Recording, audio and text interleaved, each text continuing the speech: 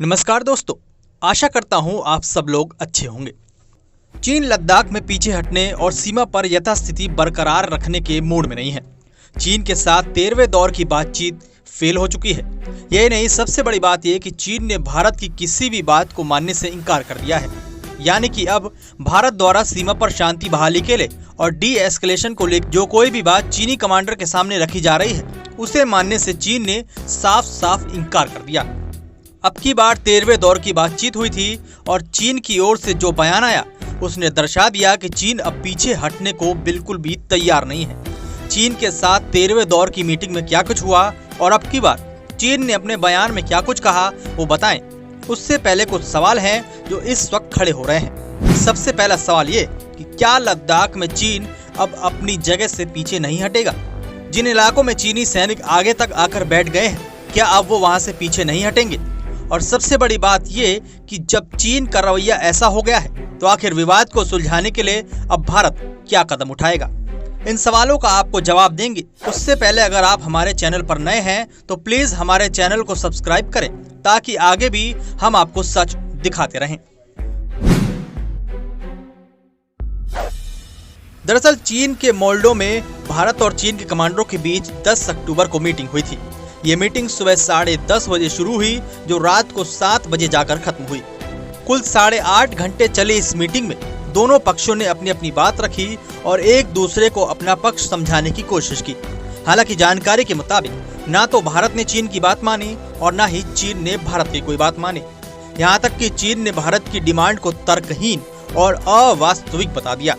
यानी कि भारत ने जो डिमांड चीन के सामने रखी उसे चीन पूरी तरह से तर्कहीन मानता है। अब सवाल उठता है कि मीटिंग में भारत ने चीन के सामने क्या बात रखी थी। दरअसल भारत ने मीटिंग में हॉट स्प्रिंग के पेट्रोलिंग पॉइंट 15 से चीनी सैनिकों को पीछे हटने, इसके अलावा देपसांग और देमचौक से चीनी टेंटों के साथ साथ हथियारों को पीछे हटाने की मांग रखी थी। भारत ने इसके अलावा चीन को बार बार साल 2020 वाली यथास्थिति बरकरार रखने की बात कही, लेकिन चीन अब किसी भी जगह से पीछे हटने को तैयार नहीं है। इस मीटिंग के बाद चीन ने ऐसा बयान दिया जिससे ये साफ झलकता भी है। चीन ने अपने बयान में क्या कुछ कहा वो सुनिए। भारत ने तर्कहीन और अवास्तविक मांगों पर जोर दिया जिससे वार्ता में कठिनाई हुई। सीमा पर हालात को तनाव रहित और शांत करने के लिए चीन ने बहुत ज्यादा प्रयास किए हैं और अपनी ओर से गंभीरता का पूरी तरह से प्रदर्शन भी किया। स्थिति का गलत आकलन करने की बजाय भारत को चीन भारत सीमा क्षेत्र में मशक्कत से हासिल स्थिति का लाभ उठाना चाहिए। यानी कि चीन ने कह दिया कि जो मशक्कत करके भारत ने अब तक जो पा लिया है उसमें खुश रहे और आगे कोई इच्छा न करे।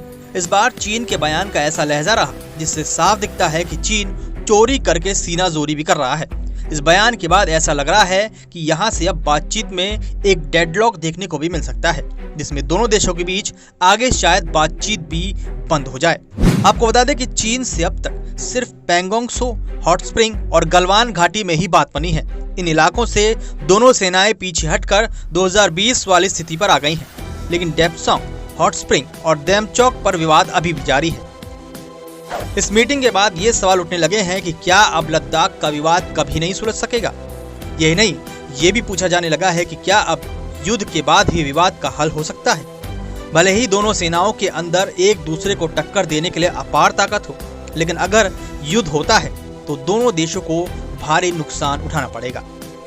दोस्तों, अगर आपको हमारा ये वीडियो पसंद आया हो तो प्लीज इस वीडियो को लाइक करें, शेयर करें और हमारे चैनल को सब्सक्राइब करना ना भूलें।